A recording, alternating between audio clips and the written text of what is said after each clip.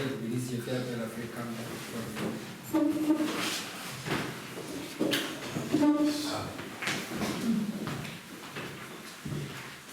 Dieu vous bénisse. C'est avec joie que je salue chaque frère et chaque sœur dans le nom précieux de Jésus-Christ. Amen. Par la grâce de Dieu, nous pouvons passer à la prédication de la parole de Dieu.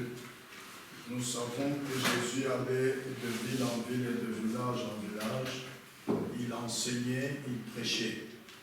Et la Bible dit, mon fils, n'oublie pas mes enseignements. Amen. Amen. Je vous invite à vous lever. Je salue notre frère Rudy qui vient de Kinshasa et puis notre soeur Marie-Laure.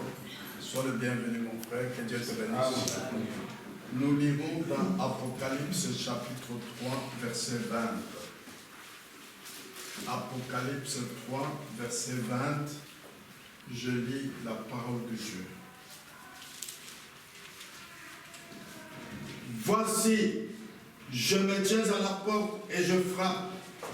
Si quelqu'un entend ma voix et ouvre la porte, j'entrerai chez lui, je souperai avec lui et lui avec moi. Amen. Amen. Que Dieu ajoute lui-même ses bénédictions à la lecture de sa parole. Amen. Amen. Asseyez-vous, je vous en prie. Voici, je me tiens à la porte et je frappe. Si quelqu'un entend ma voix et ouvre la porte, j'entrerai chez lui, je souperai avec lui et lui avec moi. Voilà l'une des déclarations les plus importantes que nous ayons jamais vues dans le Nouveau Testament. Dans cette déclaration, c'est Jésus qui parle de lui-même en train de frapper à la porte. À quelle porte? Nous savons ce qu'est la porte. Jésus frappe à la porte du cœur. Oui. Tous nos cœurs ont une porte. Et la Bible dit, du cœur viennent les sources de la vie. Nous profiterons de ce message pour recevoir l'enseignement sur le cœur. Il y a beaucoup de choses que nous faisons par nos cœurs. Ton cœur t'exhorte même la nuit.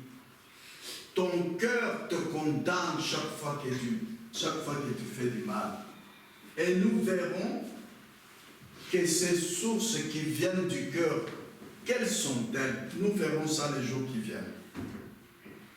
Aujourd'hui, nous savons que Jésus frappe à la porte du cœur.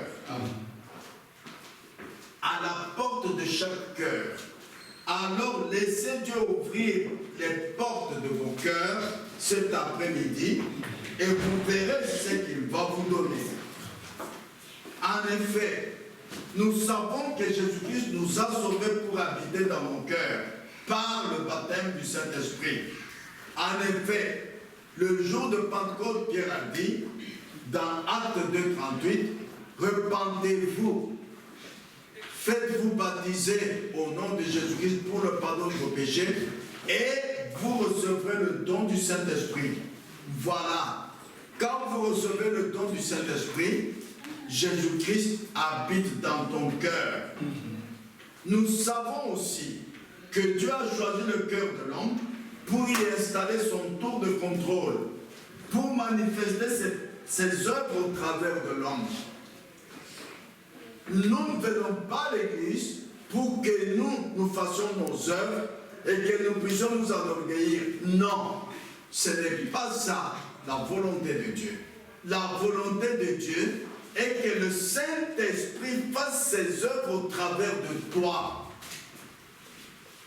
Et nous savons aussi que Satan a choisi la tête de l'homme, mais Dieu a choisi le cœur de l'homme pour y installer son tour de contrôle pour manifester ses œuvres au travers de l'homme. C'est pourquoi, lorsque nous sommes sauvés, nous avons la rédemption, mais non pas dans sa totalité. Mais lorsque Christ habite dans nos cœurs, il nous apporte la rédemption dans sa totalité. Oui, lorsque vous croyez en Jésus-Christ, Christ est votre vie. L'évangile de Jésus-Christ, la nouvelle naissance vous change. Tout ce que nous vous prêchons, nous ne vous donnons pas des ordres de faire cela. Non. L'évangile de Jésus-Christ, si vous le croyez réellement, il vous change. La nouvelle naissance vous change parce que Christ est votre vie.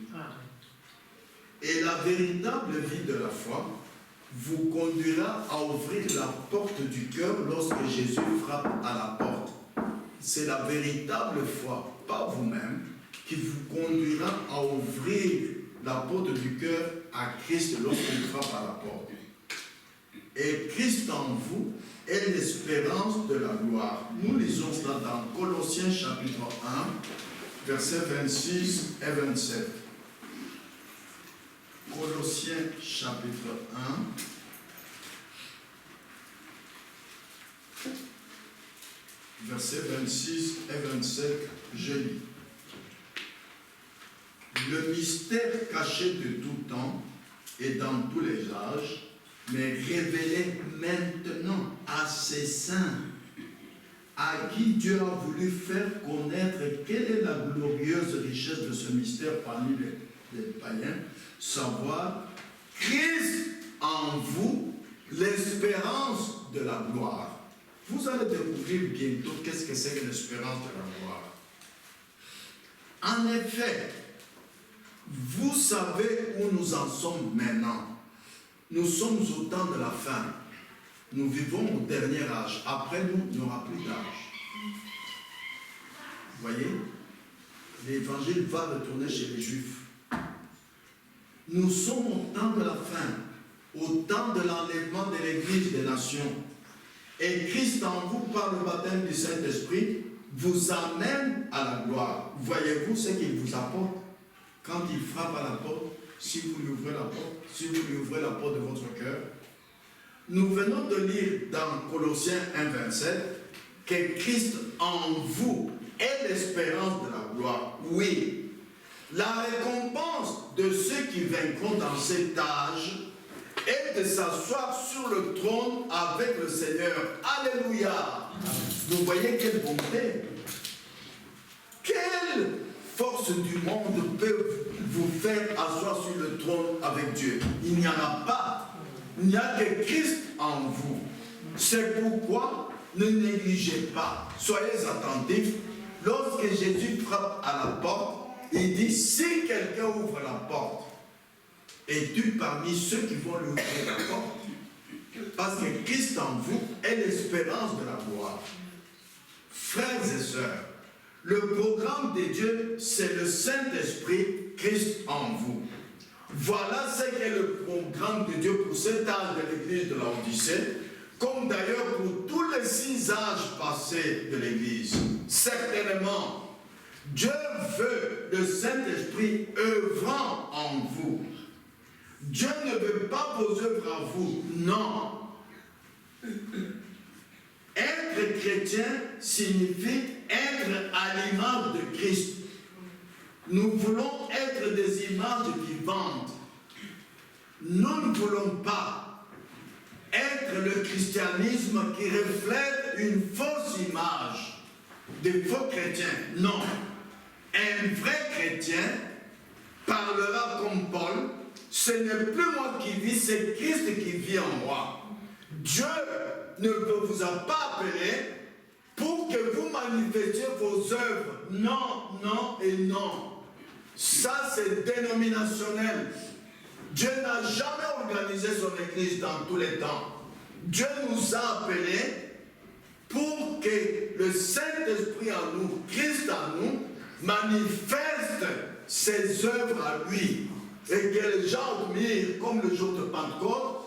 Mais qu'est-ce que ça signifie? Qu'est-ce que c'est? Parce que lorsque Dieu est à l'œuvre, Dieu est celui qui fait quelque chose qu'aucun homme n'a jamais fait ou ne fera jamais. C'est pourquoi Christ en vous, manifestant ses œuvres, les gens vont dire, ah, c'est comme ça. Mais on croyait que ce sont des croyants comme tout, dans toutes les églises, mais eux, il y a parmi eux des œuvres qu'aucun homme n'a jamais faites. Voilà le Saint-Esprit œuvrant en vous.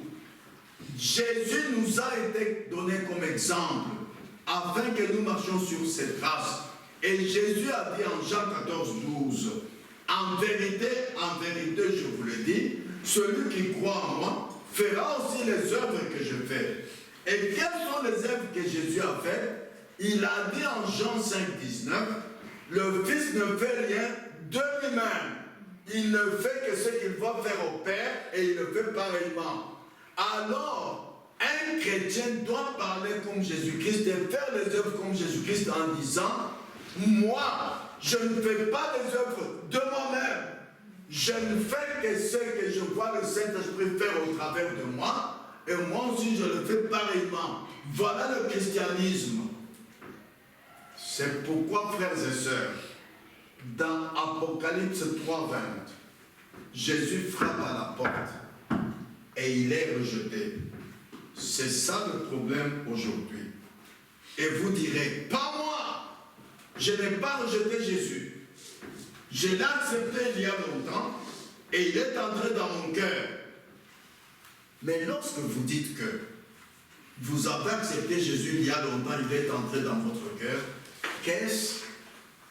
Examinons un peu cela selon les Écritures. Juste aussitôt que Jésus franchit la porte de votre cœur, vous dites, eh bien Seigneur, tu peux me sauver, j'apprécie cela, alors je me ferai baptiser et j'irai à l'église.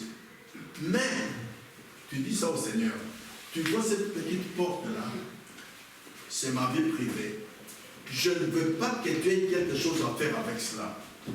C'est ça l'attitude des chrétiens aujourd'hui.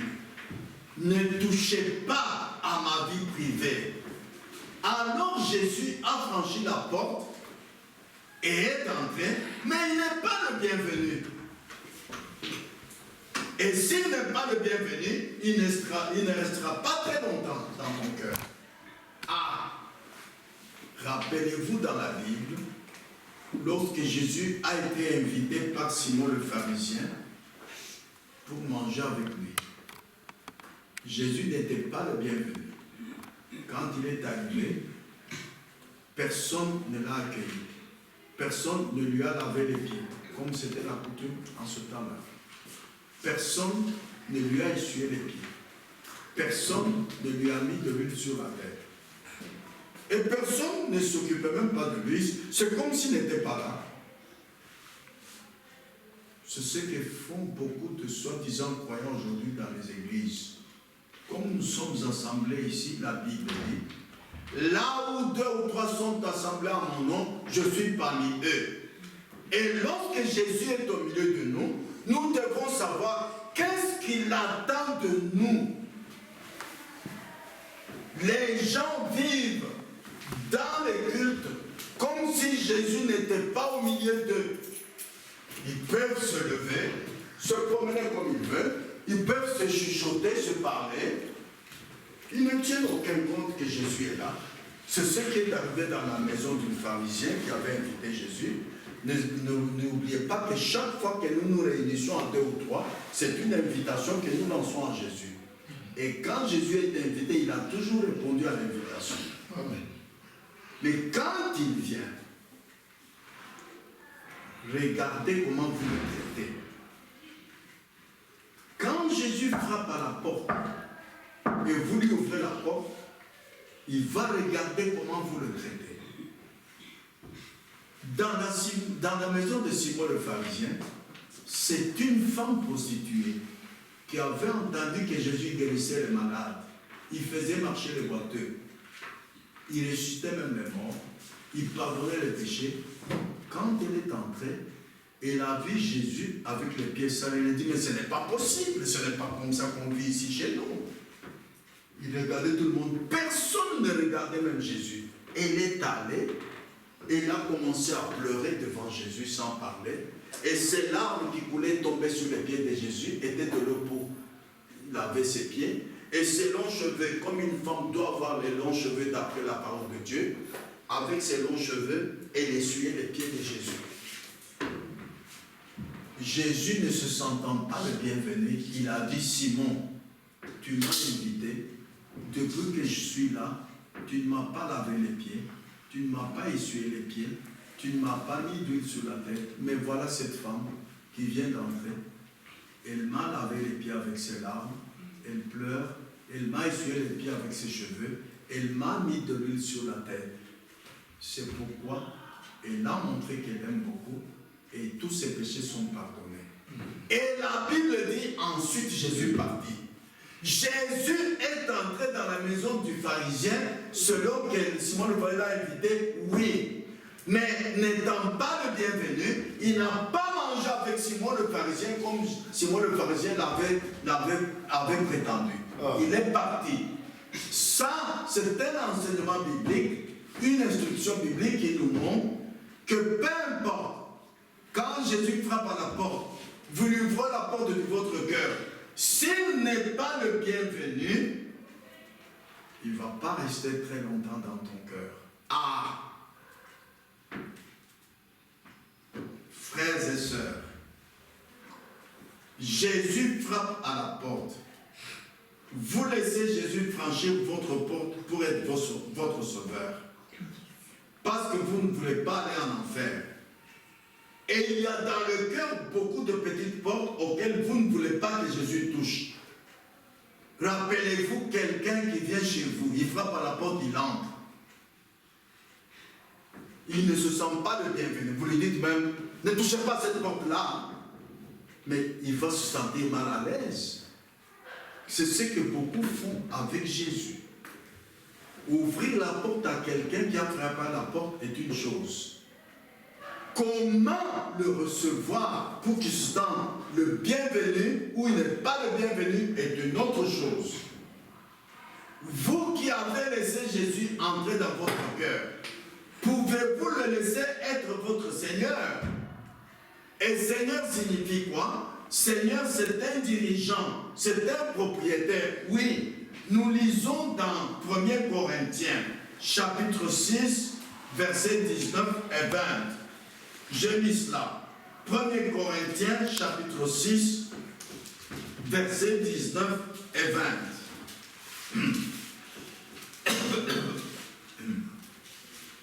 Ne savez-vous pas que votre corps est le temple du Saint-Esprit qui est en vous, que vous avez reçu de Dieu et que vous ne vous appartenez point à vous-même, car vous avez été racheté à un grand prix.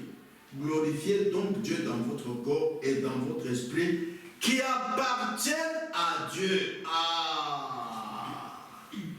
Voilà ce que beaucoup de croyants oublient.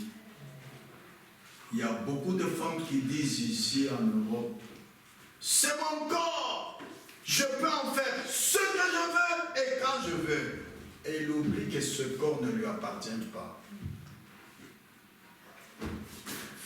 Frères et sœurs, c'est une instruction biblique à retenir. Sœurs, votre corps et votre esprit ne vous appartiennent pas. Ainsi, Jésus, quand vous le laissez franchir la porte de votre cœur, peut-il être dans votre cœur et gouverner votre vie? Voilà ce que beaucoup de gens oublient. Jésus a dit en Jean 3,12, si vous ne croyez pas quand je vous ai parlé des choses terrestres, comment croirez-vous quand je vous parlerai des choses célestes? À propos de gouverner votre vie, comme c'est du côté des choses célestes, si vous ne comprenez pas, maintenant je vais vous donner deux exemples dans la vie naturelle. Le roi Philippe est le chef, le dirigeant de la Belgique, n'est-ce pas? N'est-ce pas? Oui. S'il entre dans votre maison, est-il toujours le dirigeant de la Belgique chez vous? Oui. Oui. Alors, votre maison était une propriété de la terre de Belgique? Oui. Alors, le roi Philippe, le dirigeant de toute la Belgique, s'il entre chez vous, il devient dirigeant de votre maison. C'est pourquoi, si le roi Philippe venait chez vous, vous ne devez pas être habillé n'importe comment. Vous ne devez plus faire n'importe quoi. Vous ne devez pas faire sortir n'importe qui. Non. Là, il aura des gars qui vont vous dire, non, vous ne pouvez plus entrer, le roi est ici. Je vous donne un deuxième exemple plus facile. Moi, j'ai des fils et des filles. Les parents comme moi ici. Écoutez bien. Si vous allez chez votre fils ou chez votre fille, vous êtes toujours chef de la famille, n'est-ce pas? N'est-ce pas? Oui. Mais si vous allez chez votre fils, vous n'êtes plus chef de famille. Si. Il ne doit plus obéir à vos ordres parce que c'est chez lui. Non. Vous êtes toujours chef de famille et il doit toujours vous obéir. Si vous trouvez chez lui quelque chose dont vous lui aviez dit depuis qu'il était jeune qu'il ne doit pas avoir cette vérité, mais toi, pourquoi est-ce que tu gardes cette chose? Qu'est-ce que je t'avais dit quand tu es jeune? C'est la même chose avec Jésus. Nous ne sommes pas fils de Dieu parce que nous sommes dans l'église. Tous les fils et filles de Dieu sont prédestinés avant la fondation du monde. Ceux qu'il a connus d'avance, il les a aussi prédestinés à être ses fils et ses filles. Et ceux qu'il a prédestinés, il les a aussi appelés. Ceux qu'il a appelés, il les a aussi justifiés. Ceux qu'il a justifiés, il les a aussi glorifiés. Quand vous êtes dans l'église, vous entendez Jésus frapper à votre cœur, ou même vous êtes encore chez vous, Jésus frappe à votre cœur, Jésus est votre dirigeant. Il est le Père, votre créateur. C'est lui qui a créé ce corps dans lequel vous vous réjouissez aujourd'hui. Et c'est lui qui a créé votre âme, votre esprit. Cela ne vous appartient pas. C'est pourquoi, le jour qu'il décide que vous quittez cette terre, il n'y a pas assez de médecins pour vous retenir sur la terre. Amen. Amen. Alors, retenez ça, frères et sœurs. Quand vous dites, moi, j'ai accepté Jésus, il est entré dans mon cœur pour être mon sauveur, acceptez aussi que Jésus soit votre dirigeant. Acceptez aussi qu'il est le propriétaire, le créateur de votre corps et de votre esprit. Alors, acceptez qu'il touche à toutes ces petites portes. Alors, il est le bienvenu. Quelles sont ces petites portes qui sont dans mon cœur? Voici les toutes petites portes auxquelles les soi-disant croyants n'aiment pas que Jésus touche. 1. La porte de la vie privée. 2. La porte de l'orgueil. 3. La porte de l'égoïsme. 4. La porte de la foi. Et 5. La porte de nos yeux. Vous direz, mais la porte de nos yeux, oui, ils sont dans la Bible. Éphésiens 1, 18. Éphésiens chapitre 1, verset 18. Et qu'il illumine les yeux de votre cœur. Est-ce que la Bible ment? Est-ce que la Bible ment? Non. Regardez-moi.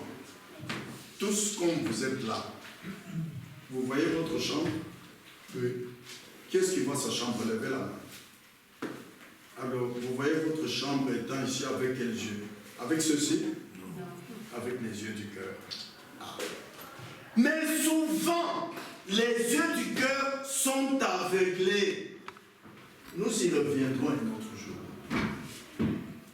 Et vous, si vous voulez voir par vos yeux du cœur les choses que le Saint-Esprit fait au milieu de nous, fait dans votre vie, autorisez que Jésus, qui a franchi la porte de votre cœur, et vous l'avez laissé entrer dans votre cœur, qu'il touche à la porte de vos yeux. Et il va vous ouvrir les yeux. nous reviendrons là-dessus. Aujourd'hui, nous allons sonder les Écritures pour voir ce que la Bible enseigne sur 2 portes seulement. Et les 3 autres portes, les jours qui viennent, par la grâce de Dieu, on pourra aussi sonder les Écritures pour les découvrir. Aujourd'hui, je vais vous parler seulement de la petite porte de l'orgueil et de la petite porte de l'égoïsme. Les soi-disant croyants, quand ils laissent Jésus entrer dans son cœur, après que Jésus ait frappé à la porte, il lui dit, ne touche pas à ma porte de l'orgueil. Ne touche pas à la porte de l'égoïsme. Parce que Dieu n'est pas un dictateur. Dieu ne force personne. Même comme nous avons vu les jours passés, et je viens de vous le répéter aujourd'hui, Dieu a choisi dans l'être humain, dans le corps de l'homme, son cœur pour y installer son tour de contrôle. Mais alors, Dieu ne vient pas, pouf, et il entre dans votre cœur. Non. Il frappe à la porte. Si vous le laissez entrer, et de 2, ceux qui disent, mais je vais à l'église, je prie, j'ai laissé Jésus entrer dans mon cœur. Mais a-t-il fait ce qu'il vous a, ce qu'il a dit dans Apocalypse 3:20? Si quelqu'un entend ma voix et ouvre la porte, je souperai avec lui et lui avec moi. Nous verrons ça le jour qui vient. Est-ce que Jésus qui est entré, il a soupé avec toi et toi avec lui? Ou bien il a fait comme il a fait chez Simon le pharisien, malgré qu'il était bel et bien invité, il n'a jamais mangé avec Simon le pharisien. Parce qu'il n'était pas le bienvenu. Alors, faites attention, frères et sœurs, découvrez aujourd'hui que d'après les Écritures, si Jésus, vous lui ouvrez la porte, il ne se sent pas le bienvenu, il ne restera pas très longtemps, il va partir. Amen. Amen. Et vous allez rester un soi-disant croyant, un soi-disant chrétien. Mais Jésus n'est pas là. Nous allons maintenant découvrir les 2 portes que nous aimerions laisser Jésus ouvrir. Si, après avoir entendu ceci, vous laissez Jésus ouvrir la porte de l'orgueil et la porte de l'égoïsme, vous allez voir que la Bible ne ment pas. Jésus soupera avec vous et vous, vous allez souper avec lui. La porte de l'orgueil, que pouvons-nous dire de cela? Cette vie privée que vous avez pour vous-même, vous êtes ici en Europe. En Afrique, on ne parle pas beaucoup de la vie privée, mais ici en Europe, oui. Vous savez ce que c'est que la vie privée de quelqu'un. C'est une petite vie cachée pour lui-même. Il n'en parle pas, mais vous pouvez discerner cela en le voyant vivre. Cette vie privée que vous avez pour vous-même, cette petite porte à laquelle vous ne voulez pas que quelqu'un touche, c'est cette petite vie d'orgueil. La Bible dit, en Psaume 138, verset 6, lisons. Psaume 138. Vous verrez que la Bible parle de l'orgueil.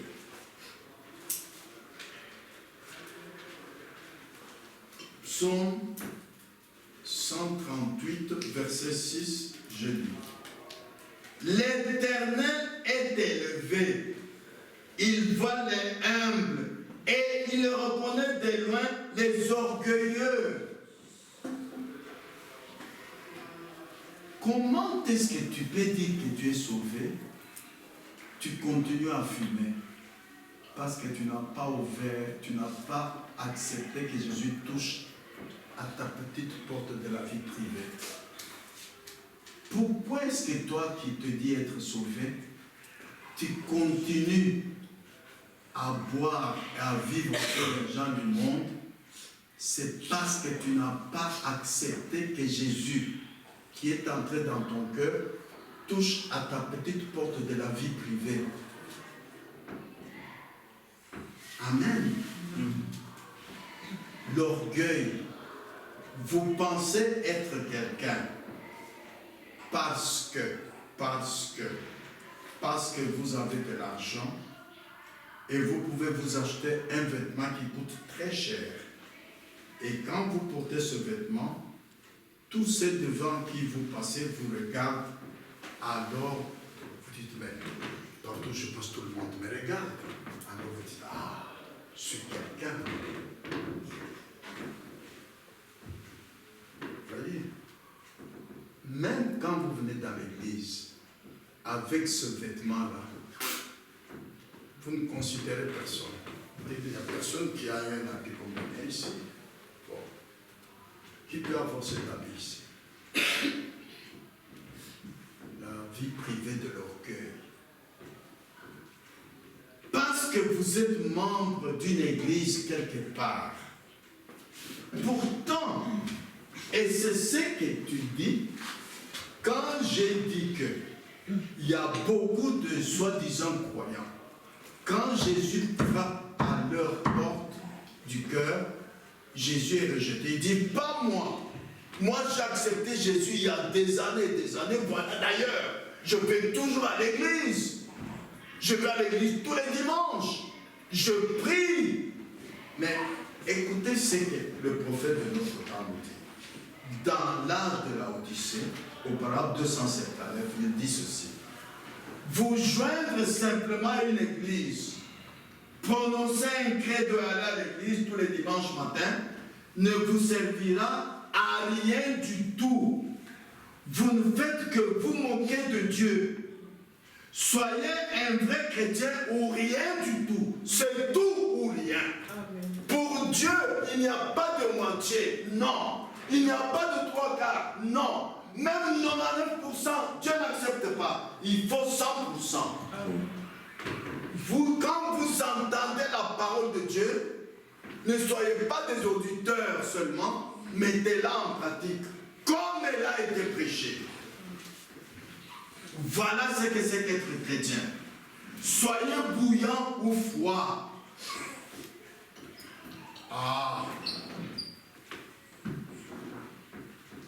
Depuis que vous avez cru, combien de témoignages pouvez-vous apporter ici du Saint-Esprit qui œuvre au travers de vous? Parce que je viens de vous dire que le programme de Dieu, quand il sauve quelqu'un, c'est le Saint-Esprit œuvrant au travers de vous. Que tu parviennes à parler comme Paul, ce n'est plus moi qui vis, c'est Christ qui vit en moi. Je ne fais rien de moi-même, je ne fais que ce que je dois faire par le Saint-Esprit, par l'onction du Saint-Esprit, alors je le fais. Voilà le christianisme. Ne reflétez pas une mauvaise image du christianisme. Non, frère, non, sœur. Ne soyez pas orgueilleux en disant « Oh, les dénominations, ils sont perdus. Oh, ceux-là, ils se disent assemblés, mais il y a des erreurs. Ils ont des fausses doctrines. Ils ont une petite église comme ça. » Non, non. Ce n'est pas ça le programme de Dieu. Appartenir à une église, aller à une église, prier, faire des credos ne signifie rien. Le programme de Dieu, c'est le Saint-Esprit œuvrant au travers de vous. Amen. Ah, cette petite vie d'orgueil, le prédicateur peut prêcher contre l'immoralité comme il veut. Et vous ne tenez nullement compte de cela. Vous vivez comme vous voulez.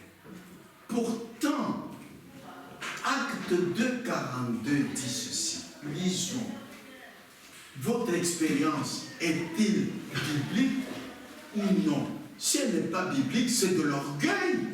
Et des années, vous vivez comme cela. Vous dites, je crois le message, je crois en Jésus-Christ, mais vous vivez une vie mondaine. Regardez ce que la Bible dit.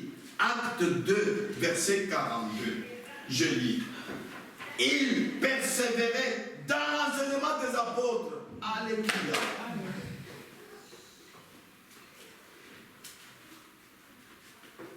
Quand les apôtres prêchaient et enseignaient, les vrais croyants en Jésus-Christ persévéraient à vivre selon leur enseignement. Vous allez voir qu'est-ce qui prouve que c'est de l'orgueil quand vous ne vivez pas ce qui est prêché. D'ailleurs, la Bible dit également dans Jacques, lisons cela. Jacques chapitre 1, verset 22. Mettez en pratique la parole, ne vous bornez pas à l'écouter, en vous trompant vous-même par de faux raisonnements. Voilà l'orgueil. Non, les prédicateurs exagèrent. Non, moi je ne crois pas comme ça. Moi je vais vivre comme ça. Ça, c'est la porte de l'orgueil. Ne vous bornez pas à écouter la parole, vous vivez là, comme elle est prêchée par qui? Par ceux que Dieu a envoyés. Ce sont des hommes comme vous. Priez pour eux. Amen. Ah. Cette petite vie d'orgueil, vous connaissez tellement beaucoup que l'évangile ne peut plus vous pénétrer. Pourtant, nous devrions vouloir que notre expérience soit associée à la Bible de Dieu. Galates 4,30 dit que dit l'Écriture. Pas que dit le prédicateur, non. Si vous voyez que le prédicateur est allé loin de l'Écriture, pardonnez-le, ne le critiquez pas, c'est un homme, il peut vous tromper. La Bible dit, quand la parole est prêchée, examinez toutes choses, retenez ce qui est bon. C'est tout. Nous venons ici pour écouter la parole et la mettre en pratique. Si vous trouvez que vous connaissez plus que ce qui est prêché, c'est de l'orgueil. Frère Brown dit, celui qui connaît plus que son pasteur, il y a quelque chose qui ne va pas. La Bible dit, dans Malachie 4, versets 5 et 6, parce que nous devrions vouloir que notre expérience soit associée à la Bible de Dieu, comme je vous l'ai dit, c'est le genre d'assortiment que nous devrions faire. Et pour confirmer cela, lisons dans la Bible, dans Malachie 4, versets 5 et 6. Malachie, chapitre 4,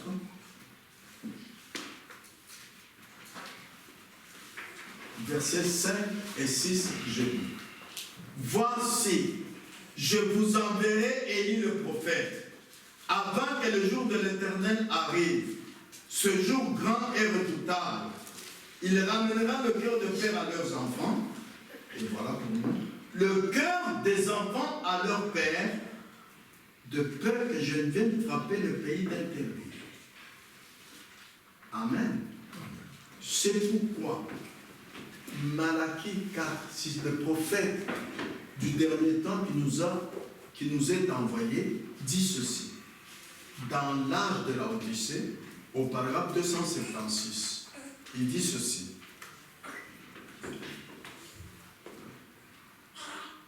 Venez tandis qu'il est temps. Venez pendant que Jésus frappe à la porte. Ne faites pas de compromis. N'ayez pas moins que le baptême du Saint-Esprit. Pas dit, pas l'orgueil dit non, je suis baptisé du Saint-Esprit. Non, ne posez pas de questions. Non, écoutez comment il continue. Baptême du Saint-Esprit semblable à celui qu'ils eurent le jour de Pentecôte. Mais oui, parce que la promesse de Dieu dit, je vous enverrai Élie le prophète, il ramènera le cœur des enfants à leur père. Les apôtres sont nos pères spirituels. Nous sommes leurs enfants. Ton expérience, mon frère, ma soeur, ne peut pas être différente de l'expérience des apôtres. Alors tu es en erreur. Alors tu as de l'orgueil de soutenir une telle expérience. Tu entends? Baptême du Saint-Esprit, semblable à celui qu'ils eurent le jour de Pentecôte. Comment était le Saint-Esprit le jour de Pentecôte? Acte 2, 4. Tous parlaient en langue selon que le Saint-Esprit leur donnait de s'exprimer. Il donnait à chacun. Ils ont attendu jusqu'à ce que le Saint-Esprit est descendu et leur a donné de parler en langue. Ils n'ont pas manifesté leurs œuvres. Non. Leur manière de prier. Non. Ils ont attendu que le Saint-Esprit les conduise à prier. Je ne dis pas que vous ne pouvez pas prier. Parce que ce n'est pas le spirituel qui vient d'abord, c'est d'abord le charnel. Mais, tant que vous êtes dans le charnel, il ne faut pas vous orgueillir. Oh, mais vous savez, moi je prie beaucoup. Non, non, non. Attendez que le Saint-Esprit lui manifeste cela. Voilà le modèle du baptême du Saint-Esprit qu'ils ont eu le jour de Pentecôte. N'ayez que le même baptême d'eau, que les mêmes choses qu'ils firent autrefois. Ne laissez rien mettre dans votre cœur qui soit moins que cela. Comment avait-il la grâce de Dieu pour vaincre tout? Nous lisons dans Acte 2, 42, 43. Aujourd'hui, j'aimerais vous parler de l'Église quand nous allons arriver à la porte de l'égoïsme. Parce qu'aujourd'hui, beaucoup sont dans l'égoïsme sans le savoir. Regardez l'expérience des apôtres pour que Dieu manifeste sa grâce parmi eux, qu'il agisse parmi eux. Acte 2, 42, 43. Ils persévéraient dans l'enseignement des apôtres. D'abord, je vous fais marquer que c'est tous, ils au pluriel, ce n'est pas un qui persévérait, l'autre ne persévérait pas. Remarquez bien ce qu'enseigne la Bible, frères et sœurs.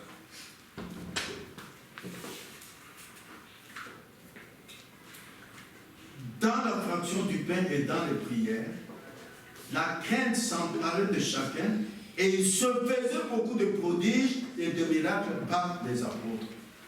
Ceux qui faisaient les miracles ou bien le Saint-Esprit à travers d'eux. Le Saint-Esprit au travers d'eux. Et comment faisaient-ils les miracles? Parce que tous ensemble, ils persévéraient dans l'enseignement des apôtres. La Bible dit dans Acte 4, 32, la multitude de ceux qui avaient cru n'était qu'un cœur et qu'une âme. Ceux-ci n'allaient pas à l'église d'une manière différente de l'autre. Non. Celui-ci ne priait pas d'une manière de l'autre. Non. Une sœur ne s'habillait pas d'une manière différente de l'autre sœur. Non, non. Ça, ce n'est pas l'expérience de Pentecôte. Alors, Dieu a agi au milieu d'eux, a manifesté les prodiges. Suivez bien. Vous allez voir où est-ce que le prophète de cette heure-ci va nous faire aboutir. La chose qu'on vous dit, ce n'est pas de vous humilier que vous ne le faites pas ou que vous le manquez. Non. Aujourd'hui, c'est le jour que vous entendez. Jésus frappe à la porte. Ouvrez-lui la porte. Et laissez-le toucher à toutes tes petites portes de la vie privée.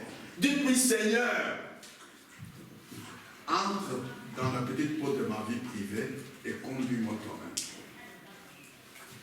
Voilà ce que beaucoup de croyants ne font pas. Alors ce sont des faux chrétiens et des faux croyants. Il va à l'église, mais il fume.